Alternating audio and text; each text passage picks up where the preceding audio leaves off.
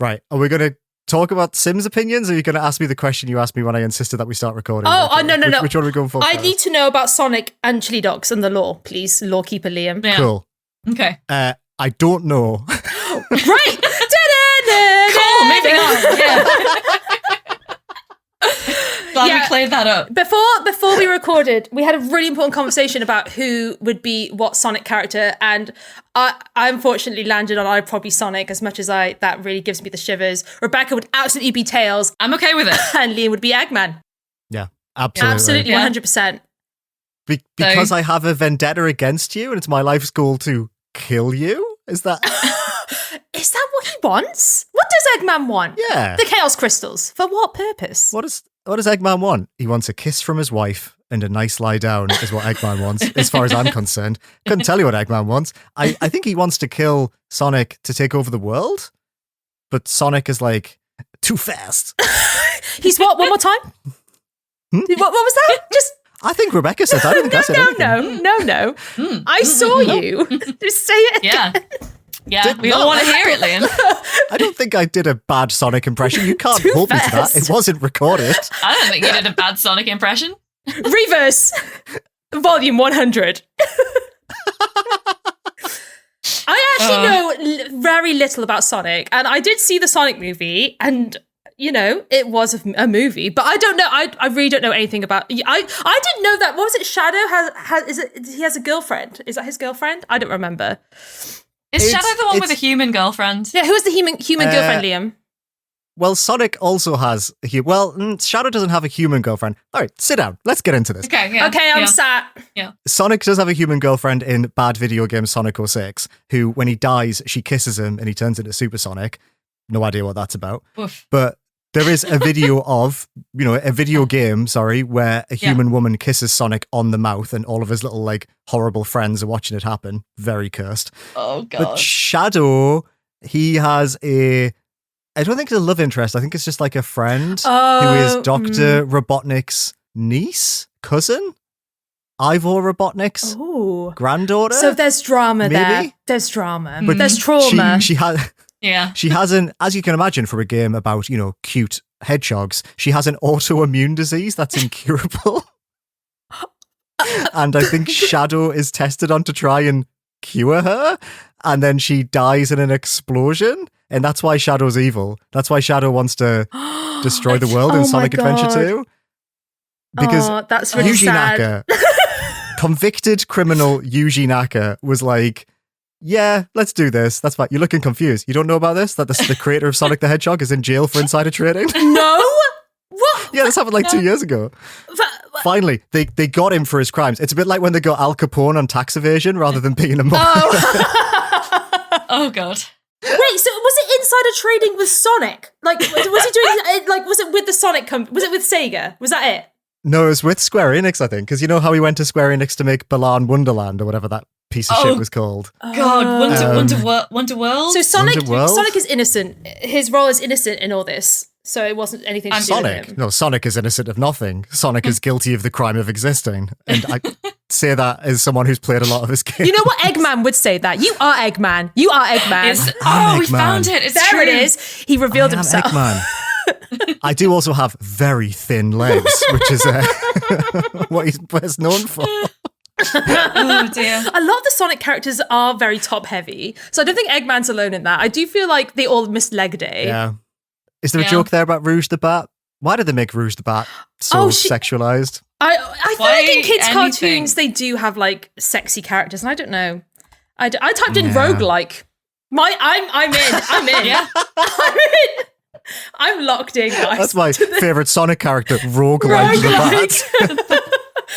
I'm ready for the podcast. Okay, Rogue. Oh my goodness. Yeah, I think she is kind of hot, right? Yeah, she is hot. Yeah, Brat Summer, now we're having Rogue the Bat. No, Rouge the Bat. Rouge. What's she fucking called? It's Rogue can like we? the Bat, Liam. Rouge like the Bat. Rouge like Fucking kill me. Oh my God. What is happening? You know what? That is Eggman energy. You are really giving Eggman. I hate this. I'm giving Eggman, am I? Is that where we've landed now? I feel more like Sweet Innocent Tales by the minute. Yeah. Just baffled. I kind of just want a nap and some juice. Although, right, speak now or forever hold your peace. Do we take a hard pivot towards a Sonic lore podcast? Because I am not anti it as a concept right now. Do not tempt me. If our bonus episodes are purely Sonic lore and Stuart Little themed, I'd be up for that. Oh my god! And they're rodents, right? Rats. Like we can do like rodent things. The rat Is a hedgehog a rodent? Where are we? I'm in the desert. Is a hedgehog a rat? Hedgehog a rodent, or is it a mammal? No, they're not rodent. They're mammals. Oh. You're right. I failed hedgehog biology. We should probably go back to indie games. Yeah, we can't make the podcast now. We can't make the rat podcast because Sonic isn't a rat. It's a damn shame. I am really sorry as well because I keep fiddling with stuff on my desk and I'm trying not to do that because it's going to make everything sound horrible. But I don't know why. I'm in a very, very tactile mood. It should be okay. That's okay. Yeah. Do you have like a fidget toy or something? That's what I normally... I do some. It's all lost. It's all lost under the crap on my desk. I'm going to keep this one, which is from my old job, which I still kind of love. Oh, is that a penguin? It is. And you know what? Multiple schools that I have attended or worked at over the course of my life have had penguins as the mascot, and I have no idea why, because I've pretty much always lived in the English Midlands.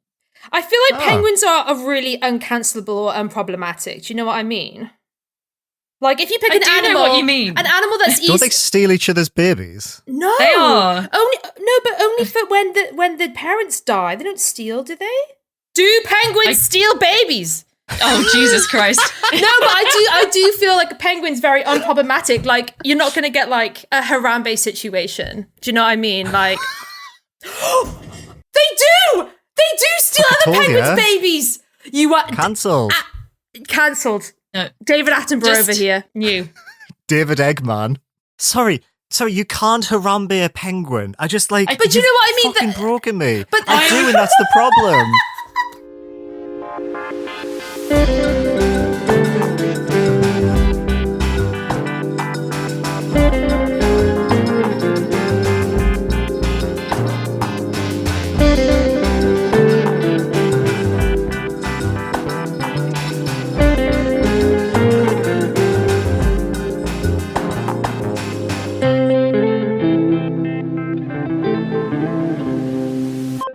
Hello, everybody, and welcome back to Indieventure, the podcast all about indie games. It is around Valentine's Day at the time we're recording and releasing this, so naturally we've decided it's about time we had a good old chat about horror games. Yeah, that's right. Yay! It's me leading this discussion today, and I can't be normal under any circumstances. So I just, in keeping with the chat that we just cut would explain so much context for this, but you guys are never going to know. I'm sorry. I'm just so sorry. It's a secret. But yeah, we have a little bit of a tradition going here at this point at Indieventure of never really doing seasonal episodes in a way that is just a straightforward discussion of the seasonal topic at hand. I think actually the only one that we've played completely straight was probably one of our very first episodes of season 0, which was a Valentine's episode about relationships in indie games. And since then, we've really spun off. But it did occur to me at the end of last year, I realized that despite the fact that I have a lot of love for horror games and, you know, I'm constantly trying to like bring more horror rep to the podcast, our last actual dedicated indie horror episode was in July 2023. So it is about damn time that we sat down and talked horror games again. Yeah. Did you introduce us? I didn't. I'm so sorry. This is what I'm saying. Like, I don't introduce myself. I'm just going. Oh, man. I just want to say these guys have been incredibly patient with me today. I've not been well. You think what? You think that we've been patient with you after 18 minutes of fucking Sonic the Hedgehog chat? Me and Rachel just screeching at each other.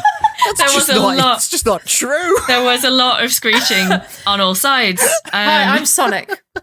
Yeah. So We yes, did introduce ourselves. Eggman. I am, of course, And your Death. host, Miles Tails Prower. Miles. Oh yeah. I've got a whole thing. No, wait, I can't. No, I can't get distracted again. I can't get distracted again because I You need don't to know do. this. Liam's right. I need to do the intro. Okay. Why Why I'm is Rebecca Tails Jones. called Miles? Gradually having a breakdown, and these are my friends Liam Richardson and Rachel Watts. Hello. Is called Miles Prower because like miles per Stop, hour because he goes stop. fast. Yeah. But and Sonic Sonic's real goes name is fast. Maurice. I'm so. You're lying. You're straight lying to my face. Sonic is not called Maurice. His name is Maurice. Google it. It's literally canon. His name is Maurice the Hedgehog. Is Sonic's name Maurice? Sonic is a nickname because he runs fast. It was in the 80s Sonic the Comic, which was about them overthrowing a totalitarian society run by Eggman. Liam, how do you? Don't ask. Rebecca, please continue. And yeah, by the way, we're being patient with you. Is Maurice a Best. French name? Question mark? It originates in France. Oh, that's nice. Okay, sorry. Absolute best of luck with the edit on this one, Rachel, because this is. Thank you. I have been thinking about that the entire time we've been spouting utter complete shit the past. Oh my god! 26 I feel like minutes. horror games. I love them, Yes. and somehow I convinced my friends to make it a Dark Valentines episode where we talk about the state of indie horror as we enter the mid 2020s. So yeah, last time we talked about this, I kind of went back over the games that we talked about in our last episode, which, as I say, was about July 2023. That's like 18 months and change ago. That's a while ago. Oh, Um, yeah. There have been a lot of really good indie horror games since, but also the games that we talked about, I feel like in that episode were largely from the 2010s. So there's a whole new decade that we're like halfway through now of like cool new indie horrors for us to talk about. And yeah, I don't know. I mean, I feel like if Halloween is goth Christmas or goth Valentines, depending on how you look at it, then what's Valentine's to goths? Probably something to do with horror, right? As always. Yeah, Something to do with horror. So, Okay. you know, it makes sense in my head. it does. It makes No, perfect I like sense. that. Yeah, you've convinced me. Yeah. I mean, you convinced me when you said, "Can I do a horror episode?" And I was like, "Fuck yeah!" Yeah, because it did occur to me, as I say, at the end of last year, I realised that we just hadn't really sat and had a dedicated chat about horror in a while. And that's actually what I wanted to kind of ask you guys to kick the discussion off is like, with the exception of like mouthwashing and Crow Country, which I know we talked about a bit at the end of last year, I feel like despite the fact that horror as a genre is like a huge part of indie gaming, right? Mhm. Huge part of this conversation, with a couple of exceptions, mostly from last year, I feel like horror games never really make the list of the best of the year, despite being like some of the most talked about and most interesting often indie releases. And part of the reason for that, I feel like, is because like with the best will in the world and with a lot of love for the genre, I feel like a lot of horror tends to kind of, if it makes sense, travel as a group, in that it's not so much about one single game, but about like the culture that develops around that game and the other games it inspires, I and like see. the conversation around it. And like it's almost like when you think of iconic indie horror, with a very few exceptions, you're not just thinking of a single thing, you're thinking about like a game and the games it inspired and the moments in like, you know, the in-games media that it inspired. And maybe that's a little bit of a reason why they kind of almost fly under the radar, even if you're really enjoying indie horror like minute to minute, as I am like almost constantly through the year. Mhm. So I wonder, you guys, feel free to refute, by the way, because that is just something that I kind of pulled out of thin air a few hours ago, but it's kind of stuck with me as an idea. I've been thinking about this today. I feel like I agree with you completely. I do. Oh, thank you. But I almost feel like indie horror is sort of just where horror exists in the video game space now completely. Because I was trying to think, when was the last big AAA horror game? And other than Silent Hill 2 last year and maybe Alan Wake 2 the year before, there's only really Resident Evil and The Last of Us that are Those are the commercially sort of viable. Yeah, exactly, right? Maybe And I Dead was like- Space, but like that's kind of a, you know. But yeah, I guess they tried that like 2 years ago and then that's already dead in the water, which is a shame. Yeah. And I'm like, when was the last like big AAA game that sparked conversation in the horror space like indies do, and it was maybe Alien Isolation a decade Oh, ago. I was thinking yeah. Alien Isolation is one. When were the Evil Within games? They're probably getting up there for about a decade on now, aren't they? They're as well, probably actually? about 10 years for the So- first one. The second one didn't really make much of a splash, but so yeah, I sort of feel like, yes, what you're saying about them, moving in groups, I agree, but I almost just feel like they are just horror games. Oh, Like, yeah. you It- don't it- get your horror from the AAA or AA space, really. It does belong to the indie space at the moment, I think, for sure. I mean, absolutely, I would say out of the last couple of years, Silent Hill 2 and Alan Wake 2 are the only ones that really stand out as the big horror releases. I don't know, Resident Evil 4 remake as well, but I feel like that's the one that was very much on the cusp of it becoming an action series. Yeah. It's Absolutely. difficult to characterize that as like a pure horror game because it's not survival, right? It's action. Is it because of the way that like we interact with horror stories and horror narrative? Like, I do feel like indie game horror is in its own ecosystem. Like what you were saying, Rebecca, they're also interconnected, and like I just feel like there's so much more like the streaming around it, which we'll get into, the let's plays. Like I do feel like it's its own ecosystem in that way. Like with some of the stuff that you can see in the horror scene isn't as prevalent in other areas of the indie scene. Because for me, I don't play a lot of horror, but I only really watch people play horror games. That's how I like interact with it. Like, unless the horror game is like really, really good, I'd probably, for being scared to play them, but also for entertainment value, it is horror games are just they provoke a more interesting response out of the player, and so it's fun to watch, unlike other genres for sure. So maybe there's something in that. Would you ever watch a horror movie by yourself? No. So I'm wondering if it's part of that too as well. Because I sort of feel like horror is a group activity because I'm too much of a baby. It is, though. It's like a social experience. Like, I suppose the thing about, I mean, because I would watch a horror film on my own. It's kind of the same as watching comedy on your own. It's not the same.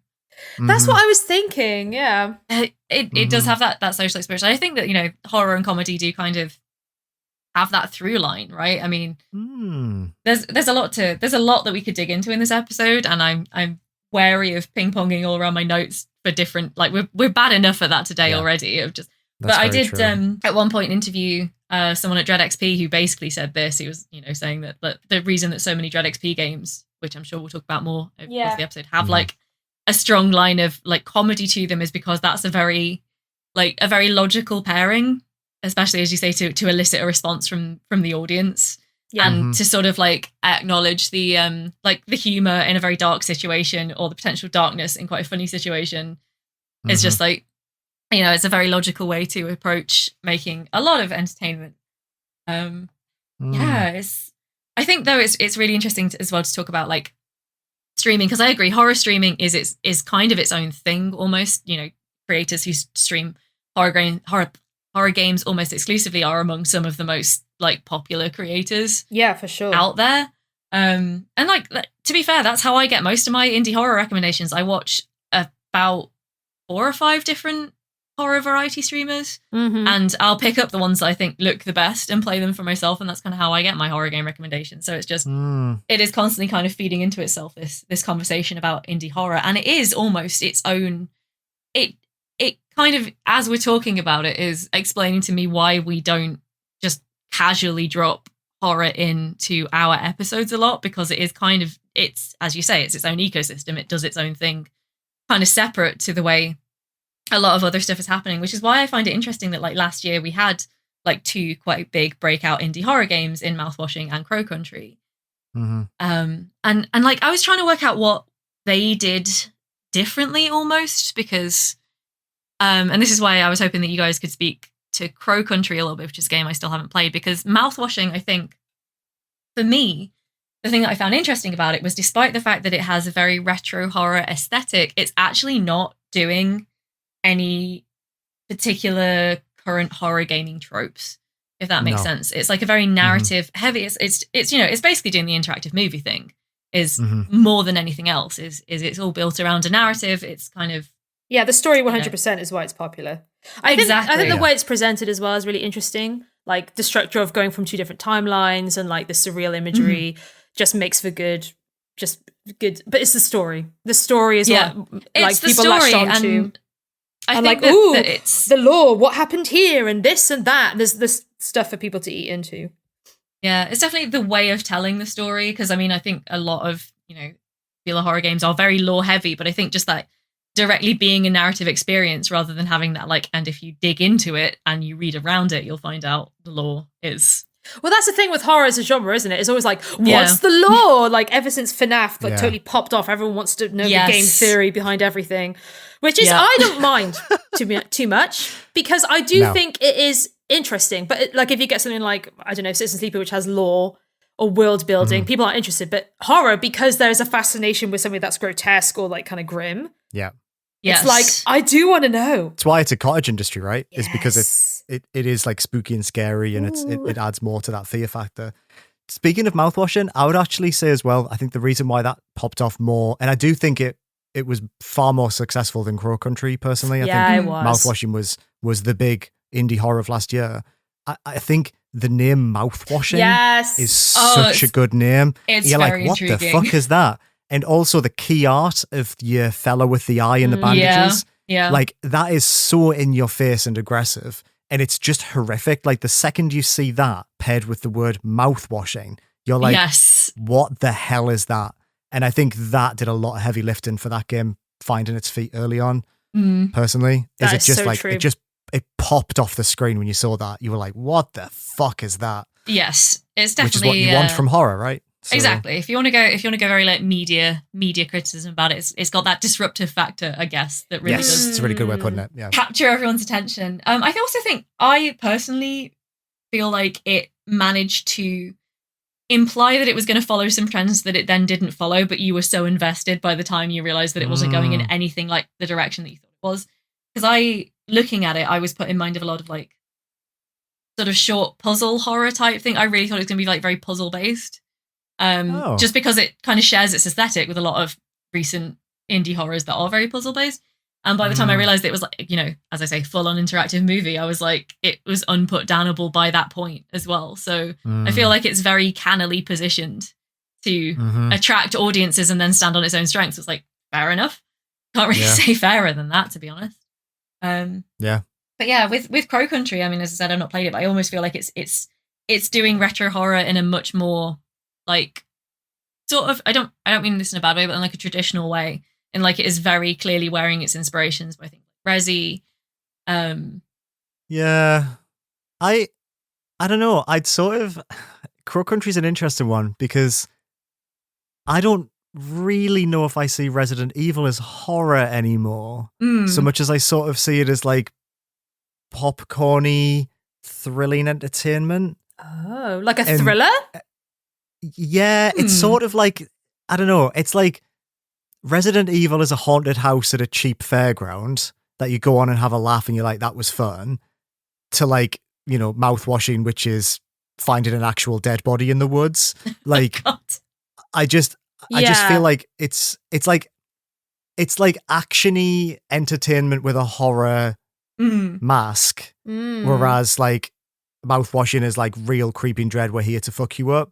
Oh yeah, but yeah, I don't really know if that's. See, I couldn't play Resident Evil. That's horror. I don't want to play that. It's things chasing you. That's scary. Horrible monsters. That's scary. I can't distinguish Even it. if I'm a big, strong, handsome man with a great ass and a big gun, I couldn't play it. I feel disempowered, like all that stuff. That's why I've not played those games, because I'm scared. Isn't that interesting? Because I won't play mouthwashing because I don't have a gun. Yeah, well, that's the thing, isn't it? So, yeah.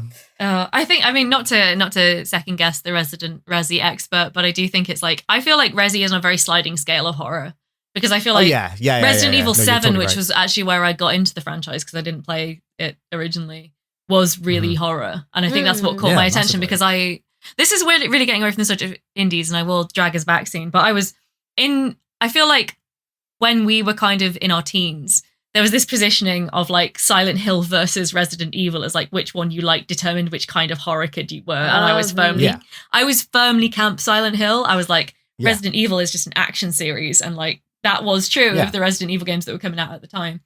I mean, it was also fairly true of the Silent Hill games that were coming out at the time. If you really want to dig into it, I was a teenager. What can I say? You're downpour sicko, Rebecca.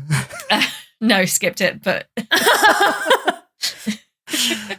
Yeah, I think Crow Country is, though, it's like, as someone, again, who everything about Crow Country is just not like any of the kind of games I have played before, but it was just, again, like we were kind of saying with mouthwashing, I saw it with Crow Country, like a theme park, and not just a theme park, like a spoopy theme park of like, it is cool. But I mean, there's a lot of horror. I took one look at a screenshot. I'm like, no, absolutely not. I'm very judgmental when it comes to horror because I don't, it's not my genre. I'm too scared. I don't play a lot of it.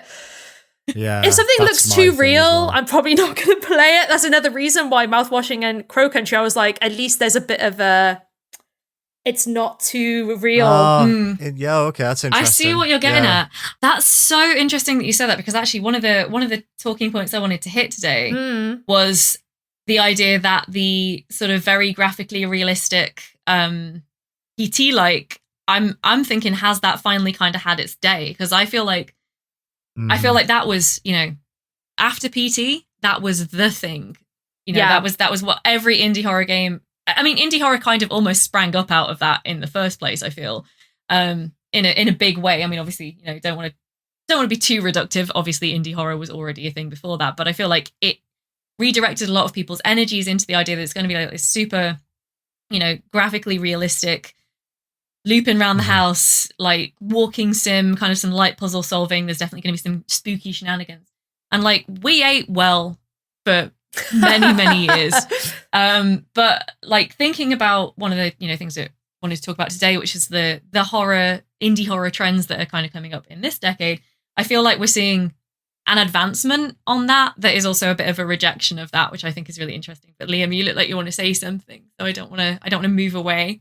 I'm just listening really intently to you. I think it's really interesting.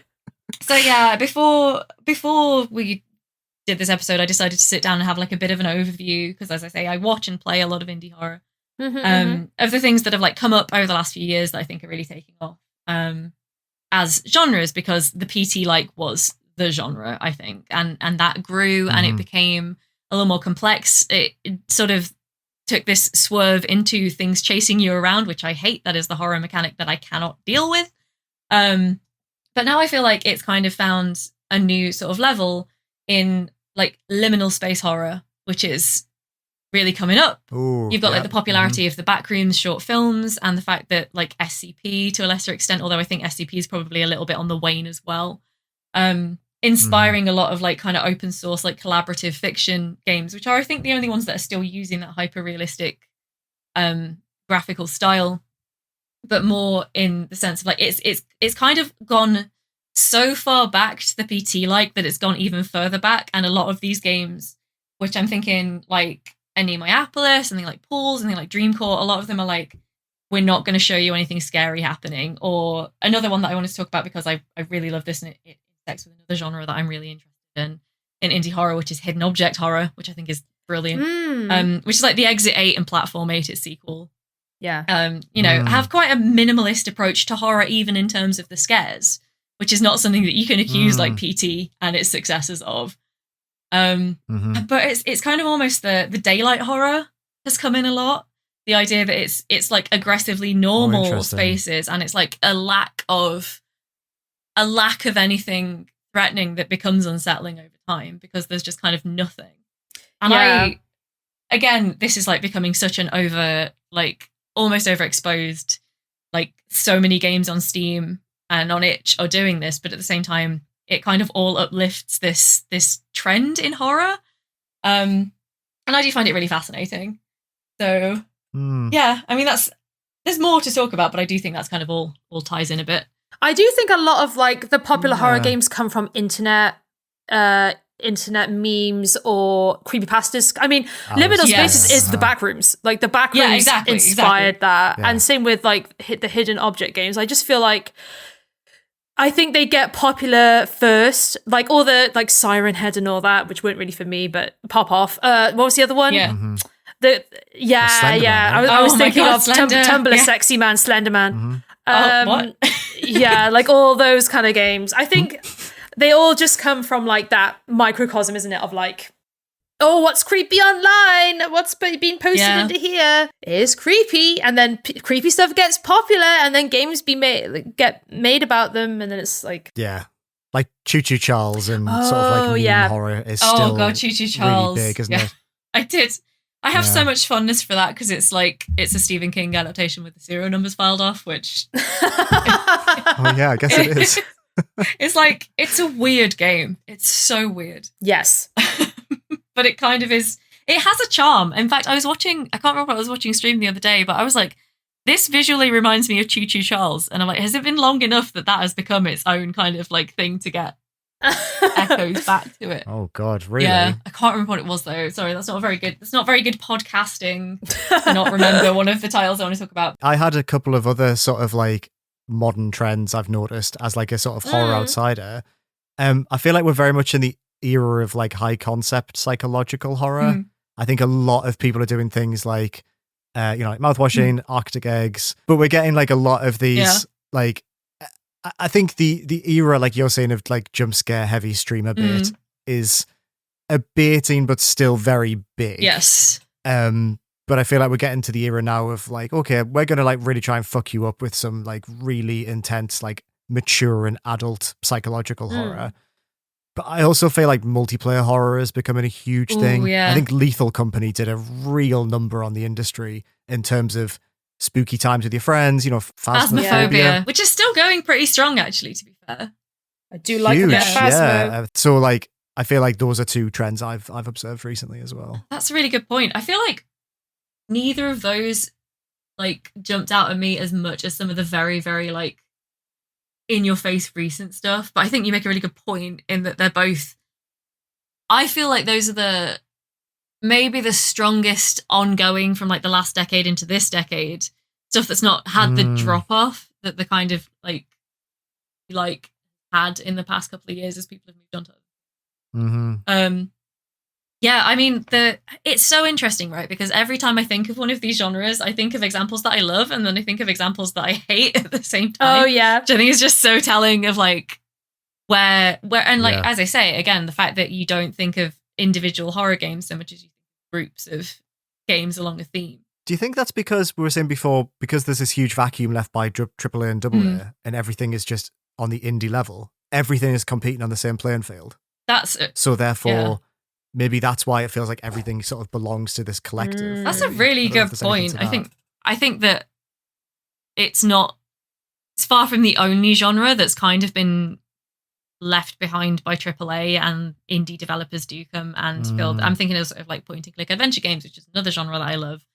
And which is just like, even, anything kind of narrative heavy feels like it's been slightly sidelined in the last decade or so in AAA. And I do think that, it's sorry, my brain's fallen over. It's a very insightful point, Liam. I do think but also, and this counts for film as well, like horror often reflects the culture and times and history of the moment. So like with films, I guess you got the home invasion horror, which is like whenever people are like, oh no, being like attacked in the home is awful, or like where aliens in the 80s, whatever, and there's a bunch of sci-fi alien horror. And I do feel like that is also reflected in video games. So like one of Rebecca's favorite games, the mobile phone ones. The Simulacra game. Simulacra. Yeah, so this idea of like being on social media, and a lot of the Chillers art is like about like our relationship with technology and stuff. And I do think and again, to a certain extent with mascot horror, like we're all into this nostalgic phase right now. Yes. And I just feel like a lot of that. Oh, shit, so a lot of it relates to like the trends and conversations happening at the moment. And I do like how indie horror really kind of focuses more on that, especially in the queer space as well. Like I'm jumping all over the place a bit here as well, but like, it's cool. You're jumping right onto the points I've got written down. So that's great. So like this idea about being like alienated and ostracized has always been like a horror trope for years in like the queer community, and now we're seeing it in video games. It's just really, it's nice that like it's interesting seeing trends in video games, and this could count for a bunch as well, like the post-pandemic games, which I'll keep banging on about, but like in horror particular, it's what society is like kind of scared of in that period of time. So I just really just think that's really interesting, and it's something that is with film and other stuff for sure. Yeah, I'm glad you mentioned it actually, because I did have Mediterranean Inferno down as one of the games that I was like, that's worth kind of bringing up in that absolutely side of the conversation. Love that. But yeah, mascot horror as well, obviously huge. I mean, Five Nights at Freddy's, I think, is maybe past its height as a game franchise, but I actually watched the film over Christmas, and like, as a reminder, it now has a film franchise with like Matthew Lillard in it. So it's a pretty, as, going back to our favorite recurring topic, indie success stories, I think you can't really argue with the idea that that's done incredibly well. And then at the time of recording, Poppy Playtime Chapter 4 just came out a few days ago. And that's, that's still really popping off like in a big way, even though I feel like they took such a risk with how they like basically dropped one episode that everyone went nuts over and then went quiet for about 2 years while they merched the hell out of it. Like, more power to them.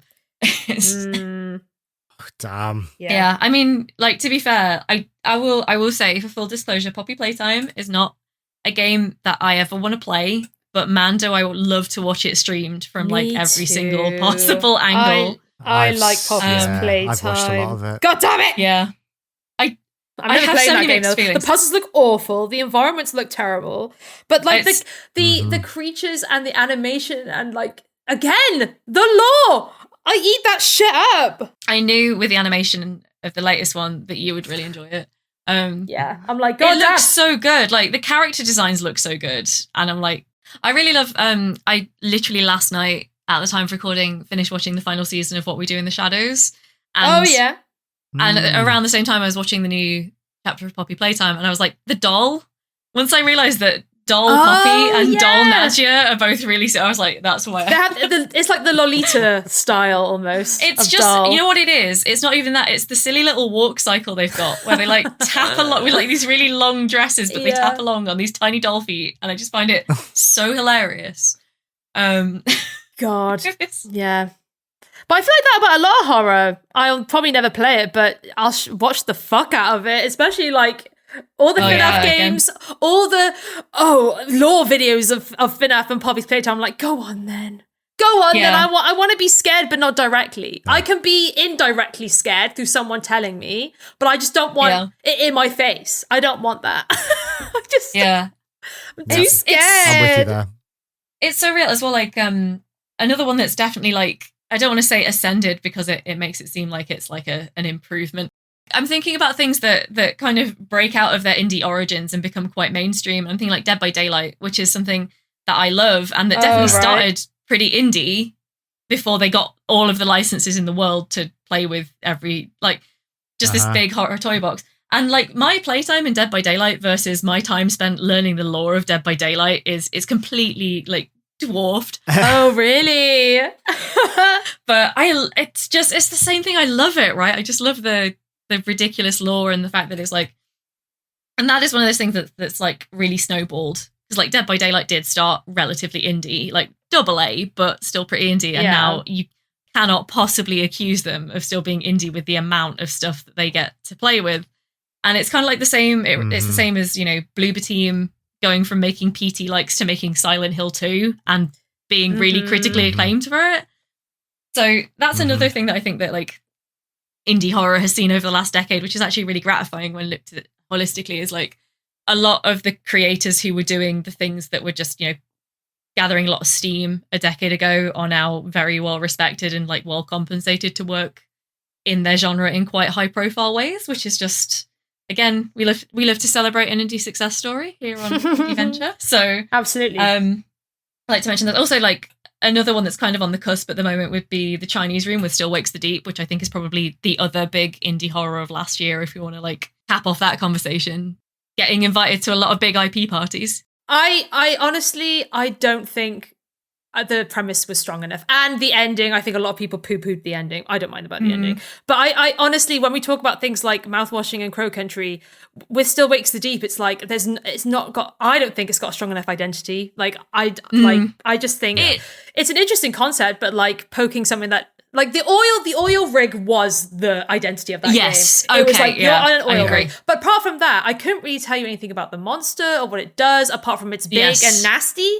And I think there's like this unnervingness to mouthwashing and an abstractness. And I think big monster is evil and will eat you is just a bit done at this point. Unless it's really interesting. Unless that monster is really, really interesting and not just like it's a big squid or something. I don't even know what it was. They showed too much of the monster too soon, was my opinion on which I still haven't finished, still works to do. Another thing, I want to preface this by saying this is not an original thought. This is something that I discussed with my colleague Jim at VG, now at Eurogamer. Yeah. And he clarified this for me, I think, much better than I would have put it myself, which is like, as you say, the oil rig setting is the most interesting thing. Yeah. And when that's disposed of within like the first hour of the game. And they're basically, Scottish. And that's it. And it's like it's more interesting Because that's scary. as a sort of, the setup is more interesting than the payoff. Yeah, and you know what the other thing about it as well? It's realistic, but honestly, realism is like, I honestly think looking at something that's realistic, be like, oh, okay, it's a squid. But when you look at something and you really have to look at it, like in Crow Country, I was like, what the fuck am I looking at? Like, I was like looking so close, but like in It Still Wakes the Deep, I was like, oh, it's like so photorealistic. Beautiful game. Like oil has never looked better. Well, actually maybe Frostbite. But like it looks nice. Sorry, just say something and then completely disregard what I said. But the monster, I'm just like, one, it showed too soon. And two, just visually, like, I don't know. Yeah. It just looks too real. It's not very imaginative. You can kind of almost accept how horrific it is straight away because of how realistic. And that's like, I think that's one of my big points for this episode is I do think that like photorealistic horror is maybe, you know, done. We're done. I think it's reducing in popularity for sure compared to retro horror, and I think that's not just a budgetary or a technical limitation anymore. I think it is actually like put a sepia filter on that shit. Then that's creepy. What was some of the Instagram filters? The Wild West horror. It is what Liam was saying earlier though about the mouthwashing key art as well. Like that's more horrific because it doesn't look real. It's almost kicking off your uncanny valley sort of like response, isn't it? By being like, you can tell that's meant to be a really messed up human face, but at the same time it's not. It's like, what is that? What am I looking at? I have no fucking clue. Yeah. Like that is cool. Yeah. That's great. Yeah. And like another couple of games actually that I wanted to mention in terms of like the retro visual stylings, but also coming back to like queer horror, would be definitely Signalis and Fear the Spotlight, both of which I think sat in that same like weird intersection of like it's retro horror and it's like queer horror and it's also kind of like feminist horror, and it's doing all of those things at once in a way that I find very, very delicious. Signalis is one of those games, and I played Signalis straight. That's the thing with me. If the horror game has a good story, I will suffer through it. because and Signalis is one of those games where, again, it's like, what am I looking at? But also, when you find out what you're looking at, it's like the themes and like what it represents and what it means for your character. It's just really unnerving. And I just think that's something, it's like these questions. In Still Wakes the Deep, I think the creepiest thing was like all the people on the oil rig like ringing you up being like, I'm dying. It's like, oh no, how are they dying? Like it's almost abstract. I think you need to have that abstractness in horror. Otherwise it's just like, Signalis is another one where I could not tell you what the story was in Signalis. I could tell you maybe the beginning, but the end I'm just like, I don't fucking know. But the vibe. The vibe was horrible. That is exactly my experience with Signalis. Oh my god, what am I looking at? What's happening? Oh no, you. Yeah, the fact that you don't know how human they look in universe is something that really gets to me a lot. Because you sort of like, you very quickly work out that most, if not all of the characters that you're seeing are these kind of robot clone cyborg people. And then you start to look at the fact that they're like kind of stomping around on these like very pointy triangle legs. And you're like, so is that the art style or is that what their bodies look like? Totally what Rachel's saying, right? Is that was why the original Silent Hill was so great, is because you were like, I'm watching this on a tiny 4x3 TV in the mid 90s. What am I looking at? But what's interesting about you bringing up Fear the Spotlight is that was the first game published by Blumhouse Games, as the enormous horror movie publisher. And nothing says we get horror quite like saying we're going to publish this PS1 style video game, right? Oh, yeah. Like, because you would think if Blumhouse Games were making horror games, you'd probably expect a Still Wakes the Deep, Yes. which is basically not to be derivative to that game, but it's just Amnesia again, right? Yeah. But in photorealistic graphics. Yeah. No. Where is the lie? Where's the lie? Not the one that Frictional did the other year, The Bunker, where they Yeah. actually really try to expand on the formula and change it.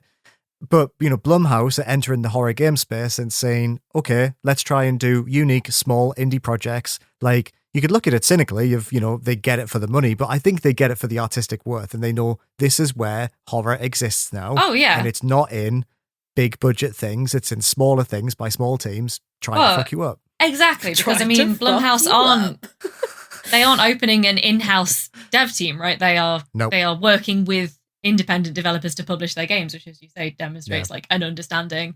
Because I did want to bring up like more, in addition to the idea that there are these like vibes-based groups of games, also the fact that there are publishers and studios who are working within it who are just now considered to be like the quality, really. So like as you said, Blumhouse, Dread XP. We talked a bit about Chiller's Art last week, and I would say like a new Chiller's Art game, like everyone just understands we are going to go and check out the new Chiller's Art game. I think I don't want to like do them down. They're not as much my cup of tea as Chiller's Art, but Puppet Combo, who are now also doing publishing themselves, have a very similar. Yeah, it turns out, because I remember a year or two ago, maybe a bit more, time, a game called Bloodwashing came out, and I was like, it looks so Puppet Combo. It's not Puppet Combo, but it turns out they published it, which makes a lot of sense. Interesting. Sure. And like, I do think that in terms of the stuff that Puppet Combo is putting out in-house, there's a little bit of diminishing returns for me on the concept. But in terms of the stuff that they are bringing under their publishing arm, like, that's, it's all still very curated. It's all still very much in that style.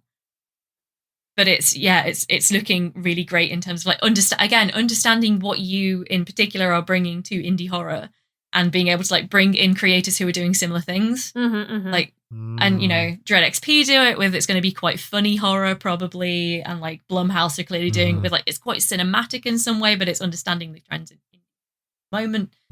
It's all just it's a really exciting time to be an indie horror fan. You've just got so much. There's so much all the time, right? Oh my goodness. I mean, that's kind of almost the, very nice problem to have, of there's just so much good indie horror that you can't keep up with it. And I did want to, I mean, there's so many things we could talk about, but I did want to bring it all back round. Surprise, it's also a Valentine's episode still, really, because I do think romantic horror is one that you can definitely add to the, I don't think it's as big as some of the trends that we've been discussing today, which I do genuinely think are like the big current horror trends, the ones that we'll look back on the 2020s and think that was what kind of defined the horror genre in this decade. But think about, Slay the Princess, for example, which came out a couple of years ago and has been quietly ticking away in the background as probably one of the most acclaimed visual novels of the last years. Yeah, true. Yeah. There's also, I literally was just checking out before we came to record. Is it Me Side or My Side? I can't work out. Yeah, What's I've that? seen this around, but I don't know. It's How do really you popped spell off. it again? MISIDE. Yeah. 100% spiritual successor to Doki Doki Literature Club, but in a way that actually does Absolutely. advance the concept in a way that I find really cool. Because I wasn't sure, right? I wasn't sure I was going to like it, because I got the impression that it was going to be quite... and we all know that I have no objection to NSFW games, but I thought it was going to be a bit more of a straightforward, like, NSFW horror. It looks like thing. that. It definitely looks like that. Oh my God, it goes... I haven't finished it yet, but it goes some places. And it's been bundled with Doki Doki Literature Club and You and Me and Her. And I was like, oh, so it knows exactly what it's doing. Okay. Right, Okay. So the context is it's being bundled with these two other games. Okay. Because this is something I literally would just look over. I look at that thumbnail, I'm like, okay. I nearly did, but it came back into my orbit so many times, and I was like, maybe there's a point. So My Side, is similar to Doki Doki in that it's doing the like game within a game kind of meta. Oh, you're playing a dating sim, but it becomes sinister and there's like a fourth wall breaking kind of an extra level of you as the player playing a game. But yeah, it's kind of, it does something very different. And I won't say much more because I've not seen the whole game yet, so I don't want to accidentally give the wrong impression, but I do think that it's, again, very aware of its place in a sort of post Doki Doki indie market, which is pretty cool. For sure. I just feel like subverting game mechanics, like the Stanley Parable is a horror game.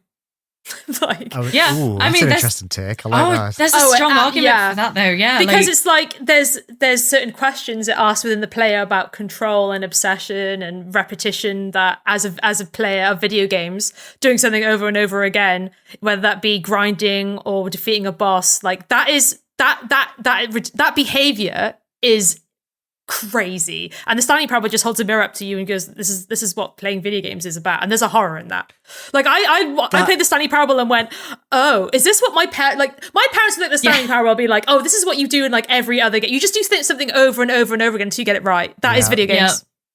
There's a horror in that. Holy shit. And like so many of these games are just holding a mirror up, right? Like Doki Doki was like, well, it was like, hey, you like cute girls? Haha, look at you. Yeah. Okay, sorry, but also, oh God, okay, maybe. Clocked me. You raised me for filth. Like, it really is. Oh, but there's an appetite for that though, right? Like, I can't believe that Me-Side has 80,000 positive reviews on Steam. Oh yeah, it was, I think it took off at the right time because it was over the Christmas break as well. So I think that it, it found a lot of people with an extra, $10 on their Steam wallet and wanting to play something, weird and tropey and like subversive at the same time. And it just, I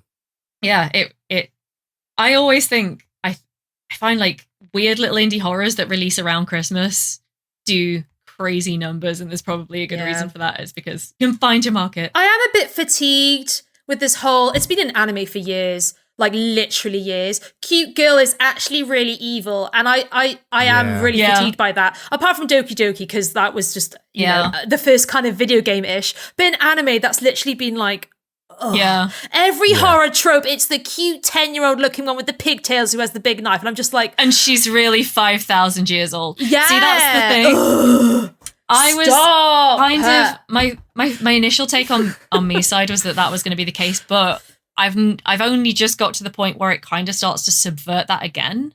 Yeah. But I'm like, I'm interested now in what it was doing. I haven't seen the end, so maybe I'm talking a lot of shit. But like, I was suddenly impressed at the point where it was like, oh, you know, obviously the cute girl is the psycho killer that you're trapped with. But and then I won't spoil what happens then. But it does kind of like retwist on that, which I think, to be that spiritual follow-up to that trend from 8 years ago, you kind of have to be. Yeah. So you have to be, because Doki Doki buried the lead, right? Like, Doki Doki did not say it was a horror game until it was more publicly available. So I guess if now, because I've watched the trailer for that there, and you see it's a horror game halfway through the trailer. So, oh yeah, it's like, they're not hiding that it's a horror game, because you can't anymore, because now anyone plays a cute dating sim, and everyone at all times is at least half expecting it to be a horror game. Yeah, absolutely. But that's what I'm kind of hoping out of Wonderstop. Like, Wonderstop is going to subvert ideas of coziness and cozy gaming, and I want it to not be as horrible as this, but in the same way the Stanley Parable is. It's looking at behaviors that we have as we play video games, and it's like, actually, this is kind of like this is not natural, or this is not like something that's necessarily good for you to like that escapism. I want one to stop to comment upon that in a way that which elicits the same response as a jump scare would with me. I want to be looking at my screen, absolutely gobsmacked, sweating, being like, oh no. But is there something to be said? This is not really a fully formed thought, no different from my usual thoughts, but it feels like horror is the only genre in games that is subverting and holding a mirror up to like games as a medium, which is, but like, I get what you're saying about the Stanley Parable, but like, if we think of the Stanley Parable and Wonderstop as a pair, they are not horror games, but they do share that thing with horror as a genre, in that they are looking at like I feel like a lot of like, when you said dating sims, Rebecca, like I feel like a horror dating sim is always a subversion and a criticism and a reflection on dating sims and visual novels. I feel like there's not many horror romantic games that aren't that. And I'm just curious as to why it's horror is like the space where people play with that.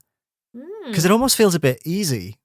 Is that rude to say? It like feels like it's really easy to say, ooh, what if it was a racing game, but there was a ghost in the car? Instead of being like, oh, Rachel's face. But like, instead of saying like, oh, he is like, you know, something else that's like a subversion. I don't know. Is there anything to that? Yeah, I think there is. I think that like, okay, now my thoughts are half formed again.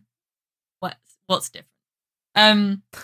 I feel like there's a point at which a game that becomes very reflective, as you say, does kind of become horror.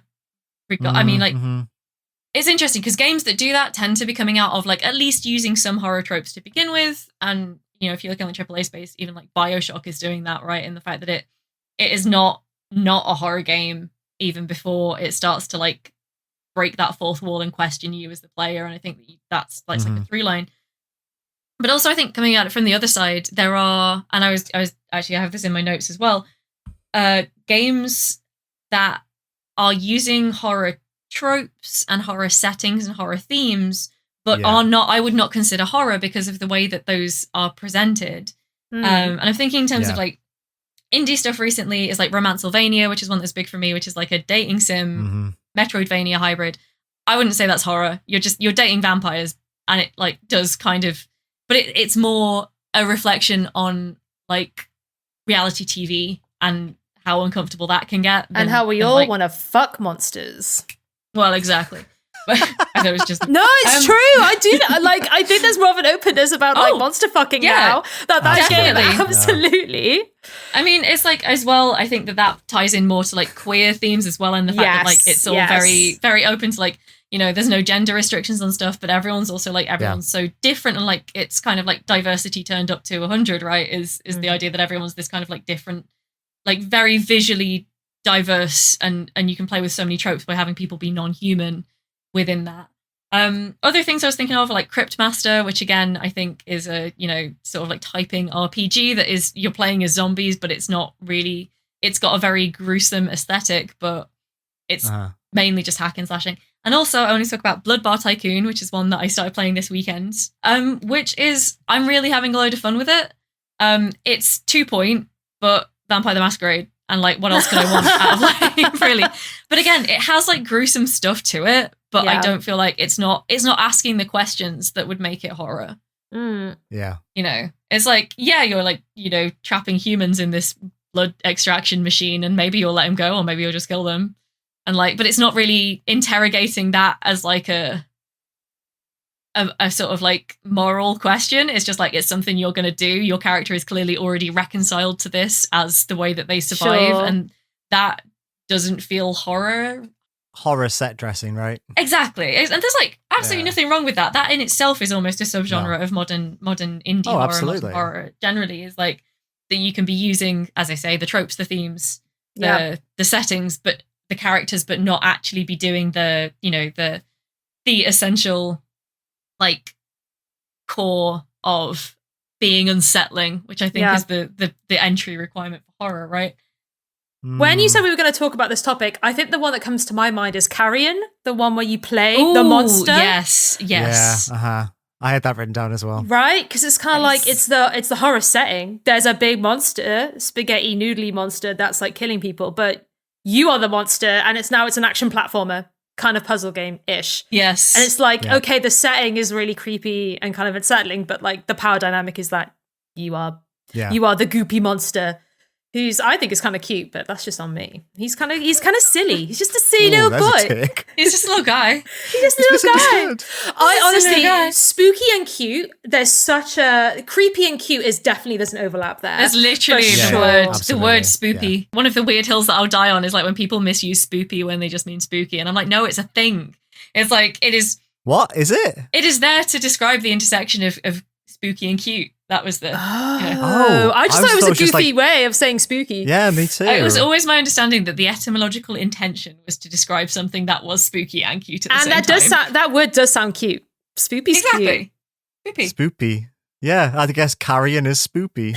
Yeah, because like I don't know, there's just something kind of goofy about it as well. You just like wet spaghetti, like it's just kind of it's just like oh he's so funny, and he's just like gooping around. But that's the one that came to my mind. That game is funny though.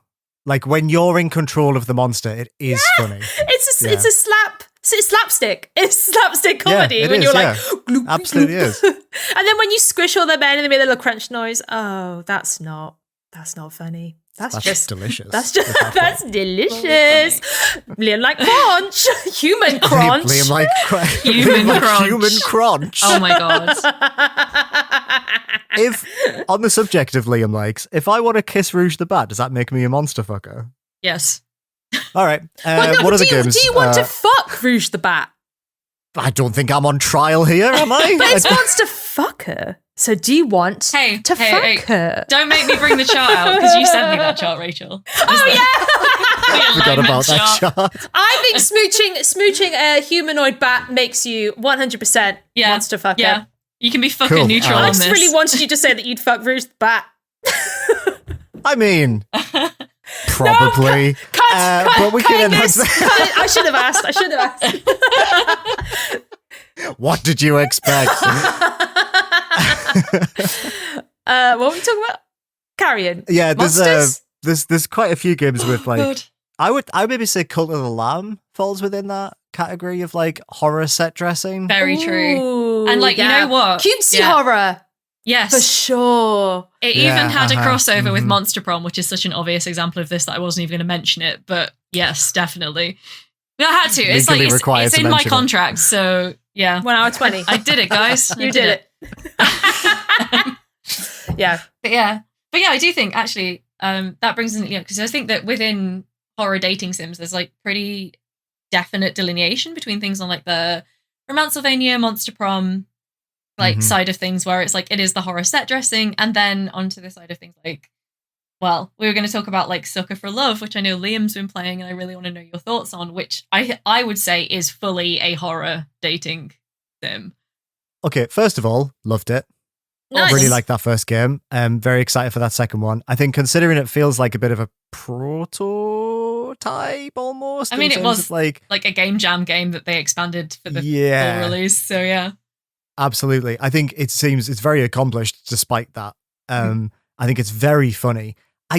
It has a lot of horrific things in it, but again, you play a very horny man, which true. kind of makes it not very scary. It's good at like shocking you, and I really appreciate that about it. Yes. But Yoli had a very interesting read about the ending of that game, which I won't say here, but maybe we can talk about it later, unless we can talk about that now. But Yoli, when we finished it in roll credits, have you finished it, Rachel? No, I've only played the second one and I got too scared. Oh, okay. Do you mind if I tell you? No, go ahead. So it ends with like the like an elderly eldritch god takes the main protagonist to like the farthest reaches of the cosmos and is like, basically, I'm severing your ties to Earth. You exist here with me. But then like the ending of the game is this man's like, well, you're dreaming of me, so therefore I will haunt you forever. And Yoli saw that as like, oh, cool, yeah. So like a man that is horny will constantly pursue women, even if they're eldritch gods. You're not safe from a man. And I was like, wow, that is not the read I thought this game was. Because she was like, do you think that's the point of this? And I was like, I really don't think that's the point of this game. Interesting. But like, it's a very interesting read. I honestly don't. I feel like yes and no at the same time on that for me. As a deliberate, I mean, it's like, I think it's a very valid reading of it, but as authorial intention goes, I'm like, I think that Akabaka very much was like making I mean, if you know, once you've played the second one, I'd be really interested to know because of the way it contrasts with the first one. And like, I think that the fact that he is like, he has no morality at all to the point where it like freaks out the eldritch gods is like definitely a part of it for sure. Yeah, considering you play as like a character who is Ace in the second game, it sort of feels like a real contrast to that like intensity of the first character almost. I don't know. But it's very good. It's very, very good. And its simplicity is kind of its I don't know, its benefit. It's just it's a fun little thing to spend time with, and it subverts the Eldritch lore in a way that's like, yeah, what if Cthulhu was wearing a dress and was like really ooh-woo? Yeah. That is just funny. Cthulhu. She is right behind you, my beloved Lynetta. Oh yeah. But yes, yeah, it's it was it's the kind of horror game that I can stomach, which is not that scary. Oh, that's so interesting, because I found it not scary but very like intense at points, but I find I respond very like strongly to body horror, which there is a lot of in that game. So that's interesting how like our reads on it are probably quite different because of that. And again, you know, like just really draws on the fact that it's a very subjective, like comedy. Oh my God, it all comes around full circle. Very subjective genre. Absolutely. Oh, I'm so glad you played it though. That's like slowly convincing everyone to be sicko like me. I can't pay. They're too scary. The second one was I found it. I couldn't get through the first half an hour because the house was so creepy, and I didn't like pulling open the doors. And I was like, oh God, that really got me. That mechanic looks horrific. Yeah, so I'm it's fine. Scary. It's scary. I do like this idea though about like romance and horror, because I played Sorry We're Closed recently, which is kind of like a queer horror game, and that is very much concerned with the idea of obsession in relationships and in loving relationships. There's different characters in that who have different ideas of love, who kind of perceive it and kind of like want it in different ways. And obsession and possession is two really big themes of that game. So it's interesting how it's a kind of a survival horror with all these really cool characters. It looks like RuPaul's Drag Race, but a survival horror game with demons and angels, and what these characters will do for each other, but also what they'll give up for each other. And like it's really, in terms of romance, it takes the romance genre and takes the more cruel, horrific elements of it and puts it in a setting in which is like it's a horror game. And so that was really surprising to me. I was like, this is really cool. I really like that kind of twist. Again, it was like a horror story that I hadn't really, I don't know, because like in El Paso Elsewhere, that's very much about, I mean, that's about obsession and possession and like love and romance. It's taking these ideas and putting them in a context in which makes it kind of unsettling and not nice. And like there's certain phrases that they use in Sorry We're Closed that sound like, you know, I would do anything for you. That's cute. But then when someone says it in this game, like, I would do anything for you, you're just like, okay. So that's a lot, kind of creepy, also kind of horrific. Like it's that twisting of subversion again of what we're used to hearing, but coming from like a very, very hot 6-foot demon angel. I was about to say this. Yeah, Stomp that's on the person me. that's like tormenting you in the game, right? Yeah, they're so hot. You're just like, what no. You said for a second. Toxic, red flags everywhere. But I'm here in my rosy glasses being like, oh, cute. Love your hair. And yeah, it's like, I was very surprised by the kind of the sentiments from like survival horror and like you're surviving these different like relationships is survival and this kind of dynamic. I was really surprised. I was like, I'm going to play this game for half an hour. And then I was like, God damn, I think if I played it last year, it wouldn't have been top 5, but it would have been up there. I just really like the themes and the story. Never mind. Are you becoming a survival horror girly? Because there's only one survival horror girly on this podcast. No, I would never knock your crown. I'm very new. I'm a babe in the woods, tank controls and all. Walking into walls in the woods. Yes, well, oh my God. Wow. The first 10 minutes of Crow Country, I literally was just like walking into walls. And like the way I would like aim, oh God, it was awful. But no, I'm definitely new. I'm new on the scene. It's just I saw the trailer for this and went, that looks kind of hot. So I'll get through all the scary bits to see my hot demon mommy. Even that feels like a response to like the conversation around horror where, because like the whole like bit and like meme of the last like 10 years of horror is, oh, what's this? Something I can't even comprehend. I want to fuck it, which is like where Sucker for Love comes from, right? Like that monster fucker online mentality, that's where Sucker for Love comes from. And it almost feels like what you're saying, and correct me if I'm wrong here, that Sorry We're Closed sort of is like a response to that. That is so astute. I'm so fucking scared of this angelic being, but also they're into me. So like, am I into it? Like, well, that is so true. We all ran around Castle Demetrisk in Resident Evil Village being like, hee, don't get me, don't catch me. Stop chasing me. I mean, I was more of a Heisenberg girly myself, but yeah. Each to their delicious own. But that is so astute. Yeah, I actually didn't think about that for sure. But it's like, sure. Has anyone else been to see Nosferatu yet?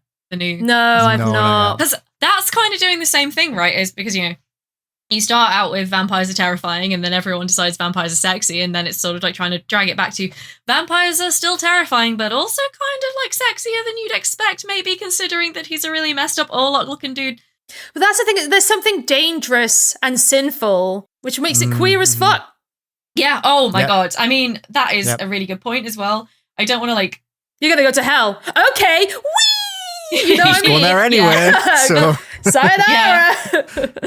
I mean, I don't want to like overextend, sort of overuse queerness till it becomes meaningless as like a descriptor, but I do think that there is like that aspect to like very few of the romantic sort of horror games that I could think of are very, heterosexual presenting. Pretty much the only one that I could think of was Slay the Princess, in that it's nominally a relationship between a male character and a female character, and there aren't really enough other characters in the world to contextualize whether like queerness is a possibility there. And I'm like, but at the same time, I wouldn't look you in the eye and say this is 100% not a queer game just because of the fact that the way those themes operate, if that makes sense. But like horror is so queer. Oh, it yeah. always has been, right? Like it's always been the domain of like queer culture. Definitely. So I totally get what you're saying of like, you can't quite pin to the queerness in Slay the Princess, but it is queer because it's horror. And I just think that is like totally part of it. It's a Trojan horse for two men kissing. There's boys kissing in here. Back in the day. Sign me up. That's the thing. Vampires. Oh no, they're just being really close friends, and these two vampires full on making out. It's like, no. It's just manly man stuff. And it's like, okay, they are like full on clawing at each other, sucking each other's necks. It's like, no, this is not homosexual. It's just like Trojan horse. Nothing that shit. straighter than kissing a boy. Yeah. Absolutely. That's what horror taught me. Slay this Princess is queer because it subverts the idea that if you're a princess, you don't have any power, you are weak, and she's a horrible demon lady. So that's queer enough for me. I actually was thinking more of the main playable character as well, who is like, I would say, voiced by a male actor, but otherwise shows no particular gender markers whatsoever. They're just kind of, There's something, they have their forearms which are monstrous. So you play as something that is not entirely human. Yeah. So there's that aspect to it as well. You're playing as something that has been changed by this person without going dancing around dancing around the point. But it's like you have been transformed in a way. And what is it to be transformed if not falling in love with something or romance and something? It's to change. So that's what I read. Ooh. That's so good. Oh, hello. Oh, you picking up what I'm putting down? You're picking up what I'm Oh, putting down. yeah. I'm almost tempted to say that is such a good horror and Valentines like idea to end on. That maybe because I mean I could keep there are things on this list that I've still not got round to, but we have been going. Yeah. I do have one question. Are there anything you find creepy that's not in the horror genre? Like, what game has scared you that isn't a horror game? Because I have one. Oh, that's such a good question. But I want you to go first because I've probably talked about it on the podcast before, so. Oh, I'm going to have to think. Is yours a puzzle game? Yeah, mine's Actually, Puzzle Detective. We haven't spoke about it on the podcast, but we did speak about it on a video years ago. Oh, we did, because I tried to find a clip for you. Yeah, mine are the little gremlin people from Puzzle Detective. They are fucking horrifying. I remember that. We did that. We did that video. Oh, yes, we did. That's where I'm remembering it from. So listeners, if you want to know what I'm fucking scared of, type in Puzzle Detective gnomes. Like, honestly, they're like little red men with like pointy ears and fucking hate them. And there's They one are point horrific. where you're solving a puzzle. And when you're solving a puzzle in many puzzle games, like be it Professor Layton or Puzzle Detective, you are in the sanctuary of the puzzle on screen. Nothing can hurt you because you're busy doing a puzzle.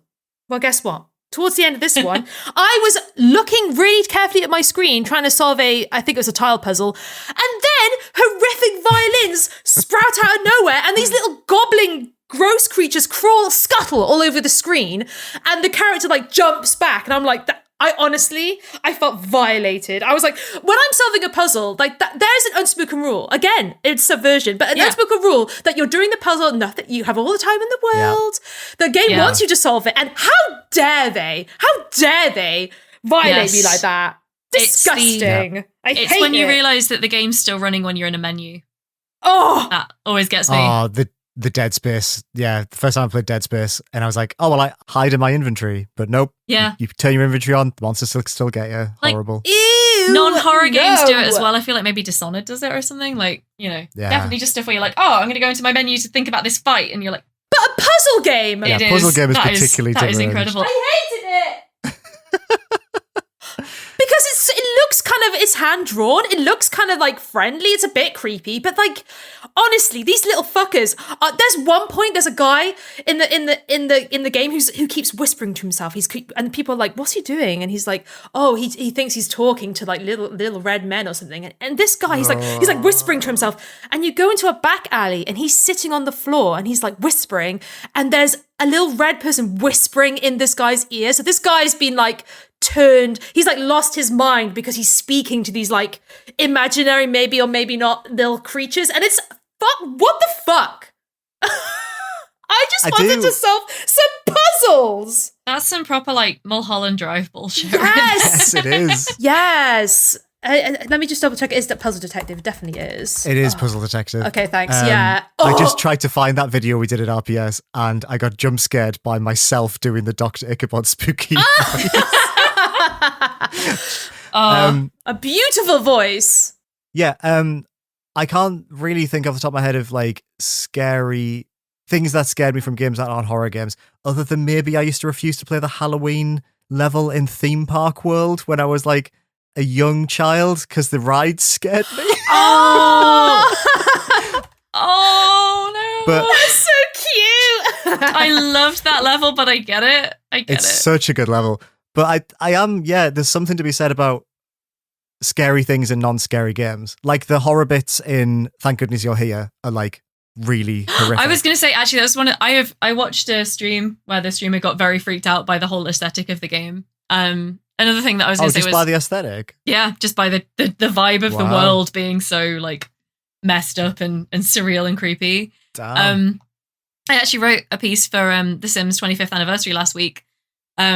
And I have written so much about The Sims 1 that I couldn't think what to write. And I ended up on the fact that because it didn't really launch with an inbuilt audience, it had so many unsettling moments. And the fucking burglar sound. Oh, the burglar sound gets so many people. Yes! For me, it was the ghosts, but also getting Ghosts sent are also horrific. Getting sent to military school was the number one. Like freaked me out so bad because there's nothing scarier to a 10-year-old than like if you don't finish your homework, you're going to be taken away from your family and sent away forever. Yep. Oh god, Absolutely that is awful. Horrifying. I remember the burglar noise. I feel like that triggers something. Yeah. Oh, that's like primal, isn't it? Primal, and the fact that yes. They then attach that to the raccoon character that they introduced in Unleashed, and so sometimes you're like, shit, there's a burglar, and it's just a raccoon. Oh, nasty. What was the bear? Like a human Blair the bear. Oh my god. Yeah. Blair or Claire? Claire. Claire the bear. No, That's freaking me out as well. Yeah, because she's like kind of humanoid, right? Oh, fuck Claire the bear. And she goes and cries if she sees a bearskin rug. She like comes into your house and starts crying over it. Like, Good. Does the morning cry animation. Also, the other thing that got me was the death sounds. Right, okay, visually, deaths haven't changed much over the series, but the death sounds have been toned way down, and it does make a difference because I was watching these retrospective videos and I was like, I was 10, so obviously I got scared of things, but like it's not that scary now. within 5 minutes of watching these retrospective videos, I watched a child sim starve to death, and it was one of the most upsetting things that I had seen on YouTube. I was wondering, and Mick was like, are they going to get, like, is YouTube going to take this video down because it is so upsetting to watch? Yeah. Like, and it's the sound as much as the visual. It's just, so anyway, yeah. Not to bang on too much about definitely not indie game The Sims, but definitely The Sims. Oh. Fuck. Well, maybe that's a good place to end this chat. Maybe. Yeah. Mm-hmm. Yeah. Oh my god, I might have to link to that video in the show notes, but like, I would definitely say bit of a content warning. Do we want to rattle off some horror favorites? Just rattle off them off. I think we're good. Actually, I could do one. I could do one that I just wanted to mention that I haven't yet, which is Amanda the Adventurer 2, which came out last year, and which I really loved. And I've realised why I really loved it, because I preferred it to the first one. Oh, really? 2 reasons why I really loved it. I think that Amanda as a character went from a character that I was like, oh, another mascot horror game, to I'm actually really invested in this character's arc and want, like, I can't wait for the third one. I want, like, to help and protect this character, which is not anything I was expecting from the general setup of the franchise. And also, it is set in a local library, and I used to work in my local library over the summer. Oh. And there it is. It is so well drawn as a, like, late 90s, early 2000s rural local library, and that as a horror setting for me was just like very chef's kiss. So that is definitely one of my, it wasn't something that was ever going to make my like top 5 list, but it was a game that I enjoyed immensely last year, to the point where I like my massive collection of plushies behind me. I'm tempted to add an Amanda plush just because I do want to give her a hug now. Oh. There's a couple of official Amanda plushes. I'm like, I'll probably get the one without the knife. Maybe. Yeah, that's fair. Yeah. That's probably a good idea. Yeah, that's me. That's my final bonus word on modern horror. Do you have any, Liam, you want to call out?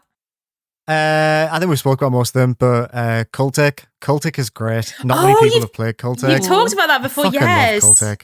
Yeah, just like a grungy first-person horror about a journalist trying to kill a load of cultists, and it's just good. It's just good. Nice. I mean, a lot of like early PC horror was first-person shooters, like Doom and stuff like that. So it kind of like carries that lineage on. But yep, Cultic. Nice. It's the good stuff. What about you, Rachel? Definitely Sorry We're Closed. Home Safety Hotline I played last year, and that was really that's good. A good one. Yeah. You play as a hotline operator. People call in about the bumps and spooky stuff that's going on in their house, and you need to help them by looking up a research like website to see what help advice you can give them. Of course, we have Paranormal Site, which we've talked so much about, but I was like, we got to get that in. Mundown?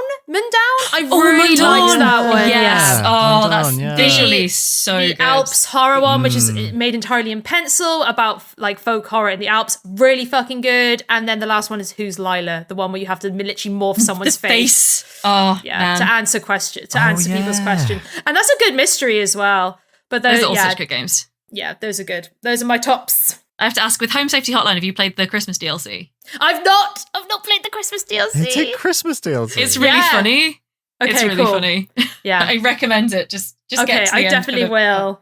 It's really good. enjoyed that game. But yeah, those are all such good. Oh, Mundawn. I keep forgetting Mundawn. I keep meaning to go back and finish it because it is so. I love the visuals of it. And like, speaking about things that give horror vibes but aren't horror, like Blueprints, playing that recently reminded me of Mundawn because of the very line drawn art style. Yeah, the scribbling and kind of, for sure. Yeah. Oh, so many good horror games, you guys. There are. Horror is a great so many genre. good horror. If you really stomach it. This feels like a very. I'm glad that we've done a bit of a state of the subgenre catch up. I feel like it's been a very almost like cathartic. Like, let's talk about all of the horror that I always forget to talk about. Has been great. So thank you very much for indulging me in wanting to make Valentine's Day creepy. Do more often. It's always good to check in with these kind of things. Let's not leave it 2 years next time. Hey, yeah, that's a good idea. True. I can't believe I let that happen, to be fair. It's a different podcast? Season 0. Oh, by the way, yeah, okay. I meant to say as well, are we on season 3 now? Did we forget in the last couple of episodes to kind of like call it as season 3? Or I guess we yes, kind of I are. think we did. I guess this Yeah. is season, so this is belatedly season 3, episode 3, you guys. Yeah. Yeah, welcome to episode 3 of season 3. We're so on it. It's so funny. Shall we move on to our hyperfixation? Yeah. Absolutely.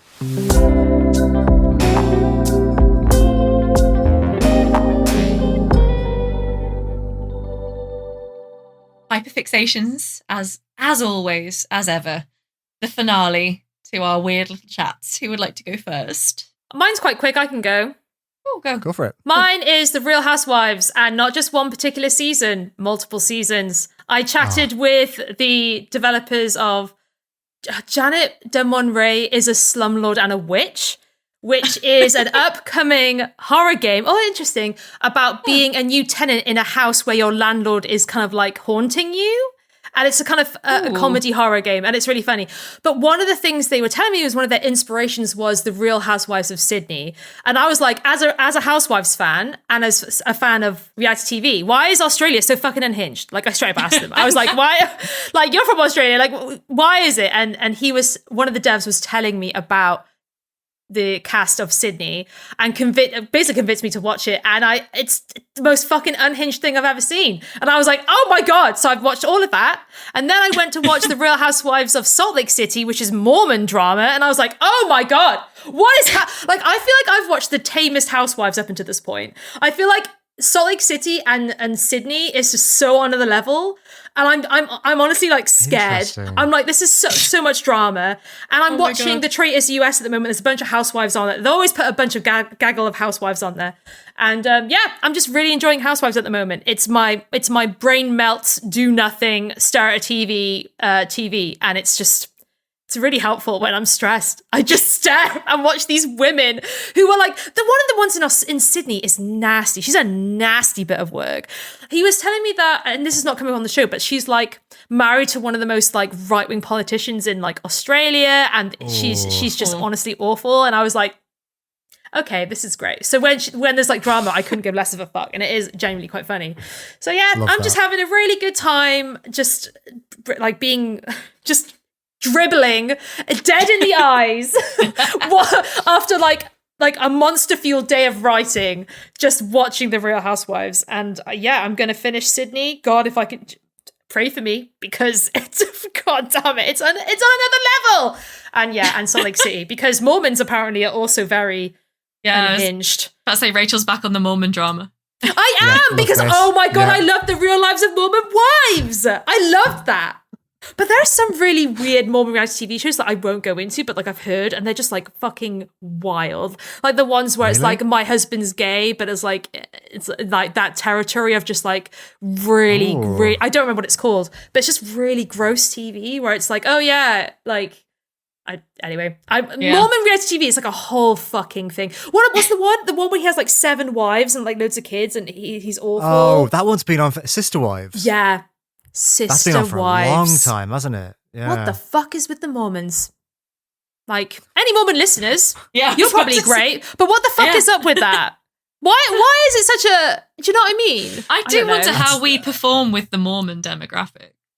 Should I see if we've ever had any listeners from Salt Lake City? Yeah, do it! I don't think you have to be Mormon. Yeah. Not that, let's be honest. Like, even, the Welshies we've had our own reality TV. Like, everyone has been subjected to it. I just wonder why there's so much drama in the Mormon community. Enough that they can make so much reality TV about it. I'm genuinely interested.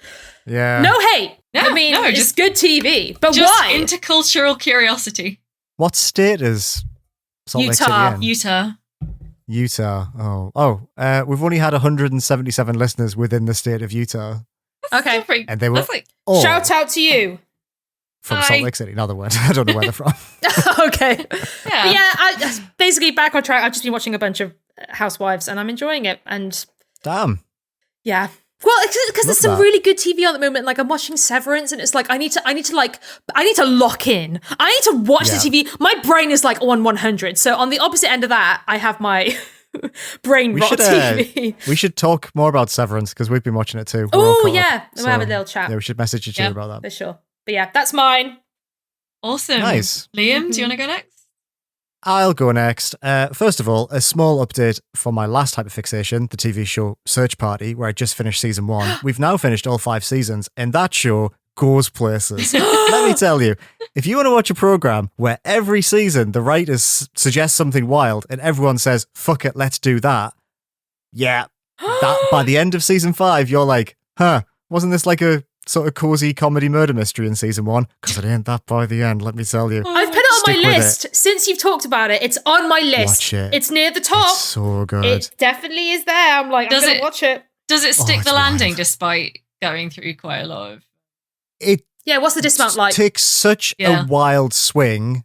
I think you're sort of like, yes, I respect the hell out of what it does, even if it's not where I would have taken it, but that's kind of what's great about it. So it does, because it does it with its whole chest.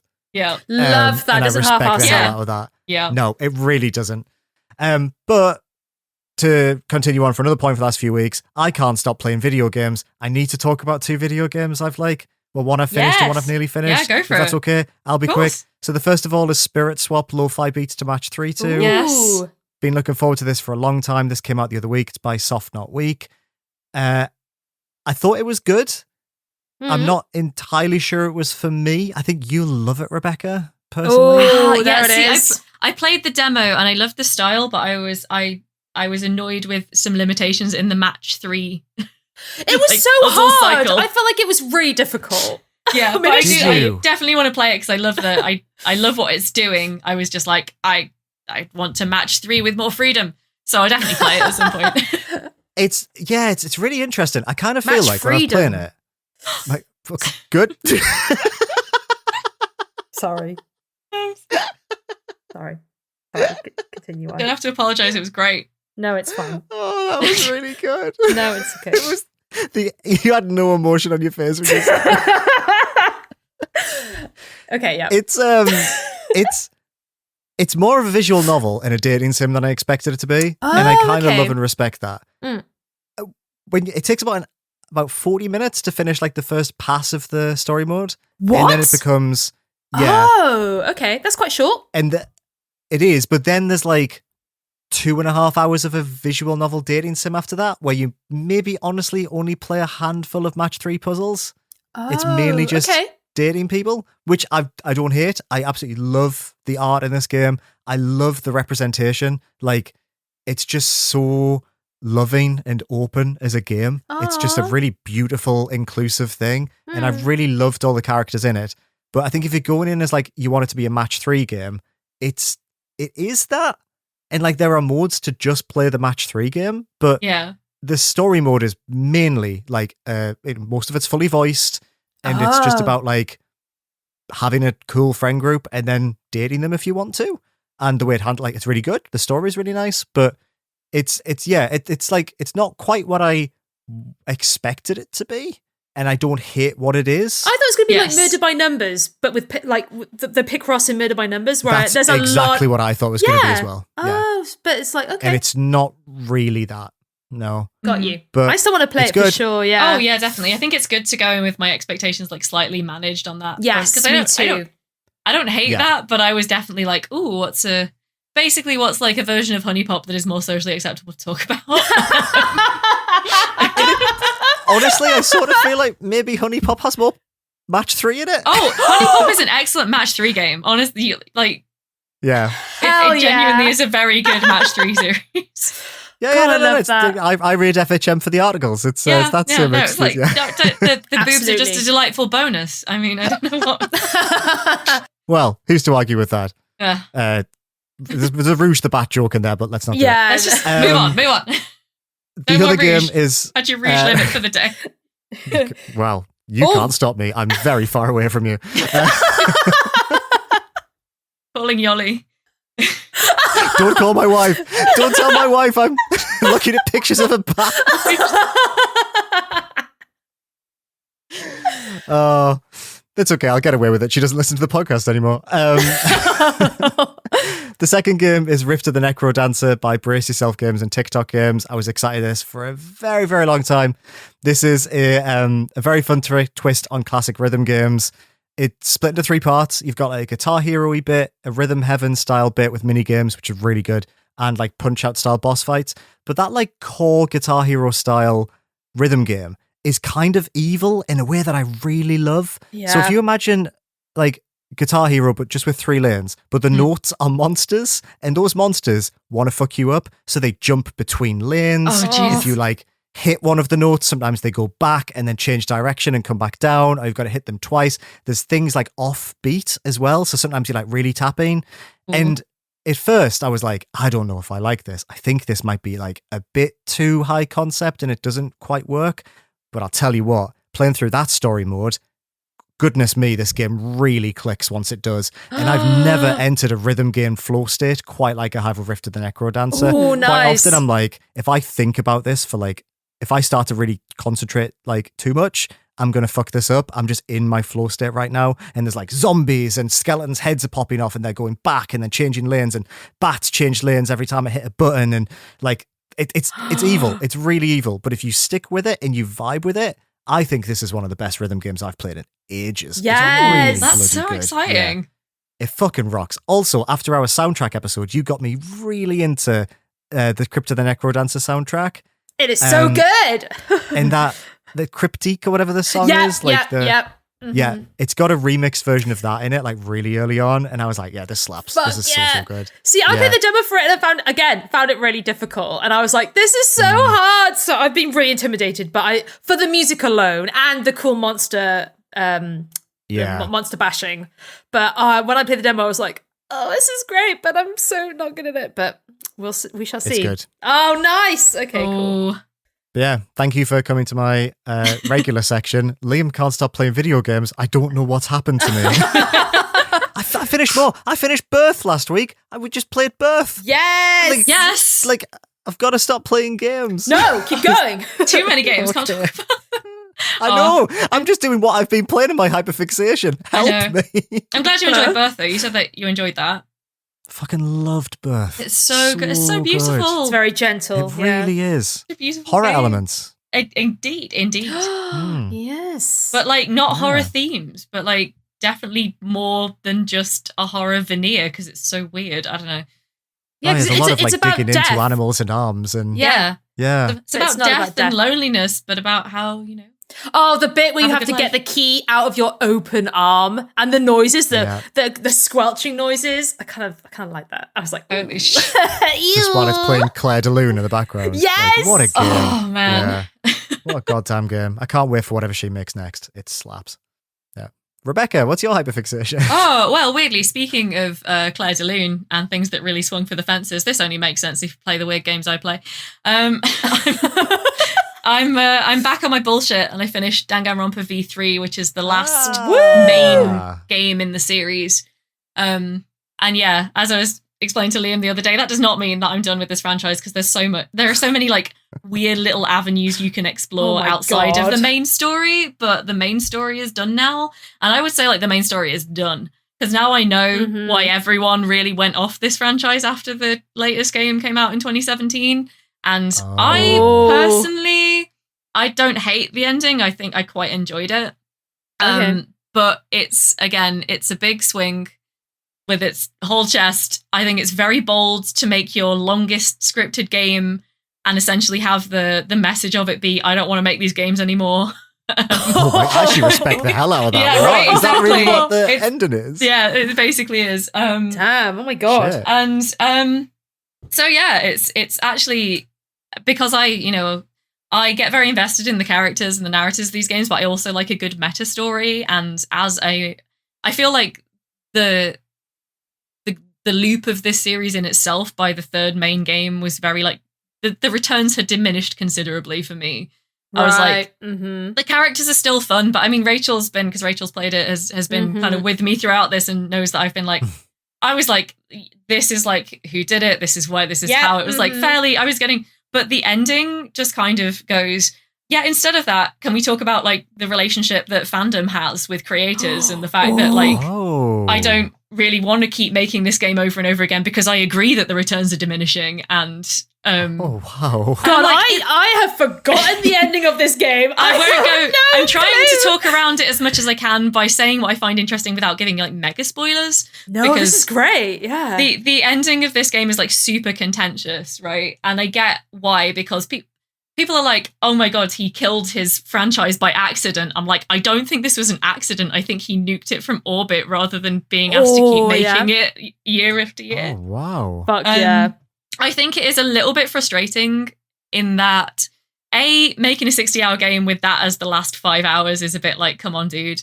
And B, like, it's the same problem that I have with a lot of things I love, like Doki Doki Literature Club. It's like the fact that you have to demonstrate the tropes to subvert them, but you spent 2/3 of the full runtime of the game demonstrating the tropes straight up and then subverting them is a little bit like, we probably, this could have been a shorter game to make this You ain't point. subverting shit at that point. Yeah, exactly.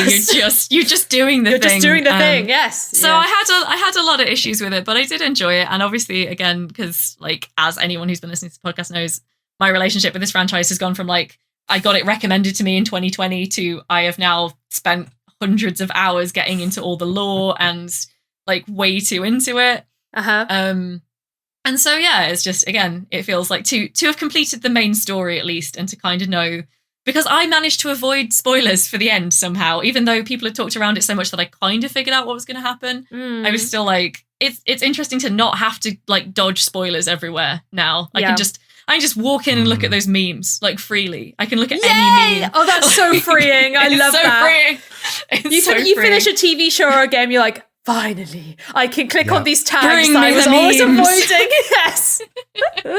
Show me your tier list of how every character would react in every esoteric situation. I can nod along and say, yes, I understand because I have seen every character arc in this franchise. So yeah, no, I had a good time. It took me, I've been playing it since about mid-November. I finished it last week. So nice. I played it quite gradually, but like it's a long game and I had other stuff to do. So You're long. You're busy, girl. You've been playing I don't know how you have the time for these. Yeah, it's, oh my God, you just, if you're really interested in something, you find a little bit of time out of every week that you can find. That is a very good point, actually. Yeah. Yeah, so that's been a fun journey. And I'm like, honestly, I kind of hope he doesn't make any more in a way. I mean, like, because he's the creator of the series, Kazutaka Kodaka, who's now an indie dev himself, has said he would make a fourth one if he had a good idea for it, but he didn't want to be locked into it, basically, I think. That's totally fair. Probably why he left his studio and started his own studio, because I feel like the fact that they ended the initial arc on a very indifferent anime series and then 6 months later came back with another fully commissioned game that was like, I just don't want to be doing this anymore, you guys, ultimately. It was like... But... what's really interesting about this is my understanding is he's gone on and just made 2 games that are basically Danganronpa again, and that they have huge casts of characters and there's a mystery at the heart of them. I haven't played Master Detective Archives Raincoat yet. It's like kind of next on my list of these games to play, but that one looks cool as fuck. I've got it. I just need to play it. But my understanding is that it's like, I feel like it is different enough that I feel like people have been like, oh, he had to leave the IP behind when he left his original studio. And I'm like, I think maybe he wanted to keep making similar games, but not be obliged to make the same game killing again games. and again That's and again. fair enough. And like, that is, because I do think like the 3 main games in that series are incredibly similar. And like the second one was cool because it could riff on the first one, but by the time the third one is just riffing on the first 2, as I said. Because like, he's good at making mysteries, it's just having to put them within a school of killing students is fucking annoying. It's like extremely restricted to be like, there's always going to be like 15 or 16 characters. Yeah, I love it. Like, some of the twists, and the mysteries are pretty good. Pretty solid, some of them. But to be locked into quite a restrictive formula, I think is probably not what he's after. You could tell some of the cases are just like, it's a good idea, and he had to kind of like put it into the setting of a killing school. And you're just like, oh, this would have been so cool if it was like, I don't know, Sherlock Holmes or some shit, not a bunch of children trying to kill each other, you know? Yeah. So I think like, because I've read some, I think at work we had an interview with him where we like got access to an interview with him where he was like, I just like making what I like to make. So yeah, there's a lot of common themes, but also I don't want to just keep making the same game over and over again because it's the thing I do that sells well. And I'm like, I can respect that, honestly. Like, Yeah, absolutely. which is very cool. So, and yeah, it's still, it's still got all the, like, as a game, I really enjoyed it. Still, it was, it was a good fun game. I think as a swan song, as a send off to the franchise, it was actually a very interesting way of like. But you have to regard it as like slightly postscript to the rest of the franchise and for it to work. It's very Danganronpa to nuke your own It is to just be like, you just murdered your own. Yeah, just be like, but it's just the way the ultimate murder. I kind of do feel like it's funny to watch the sort of two potential reactions, one of which is like, I get it, and the other one is like, oh my god, he's totally wrecked it. How is he going to make Danganronpa 4 after this? And you're like, I think the entire point was that he's not. But like, it's like David Lynch did that with the last season of Twin Peaks too, right? Yes, He sort of was like, you don't want this, so I'm not going to give it to you. Yes. I'm going to give you something that I think you actually need.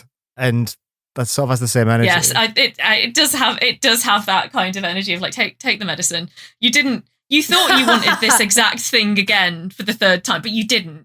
You really didn't, and I just can't. I really love that. It was a good time. I think, I don't know. The first one's definitely still my favorite. I'm going back and forth on whether I thought the second or the third one is the next best. The next one, because I know everyone's like the second one's the best. I'm sorry, I don't. No, I don't get it.